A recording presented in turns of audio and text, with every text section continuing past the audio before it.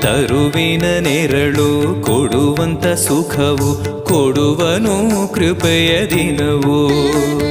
ಸ್ಥಿರ ಇರುವ ಮನ ಎನಗಿರಲಿ ಶರಣಾಗತಿ ಎಂದು ಬರಲಿ. ಭಗವಂತನ ಪ್ರಿಯ ಮಗನಿವನ ಸಾರಿ ಬದುಕು ಇರಲಿ.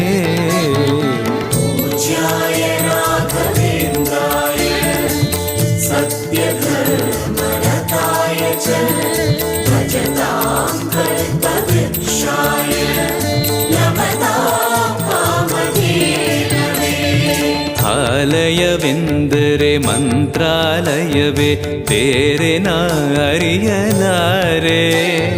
ರಾಜನು ಎಂದರೆ ಶ್ರೀ ಗುರುರಾಜನೇ ಮತ್ತು ನಾ ತಿಳಿಯಲಾರೆ. ಆಲಯವೆಂದರೆ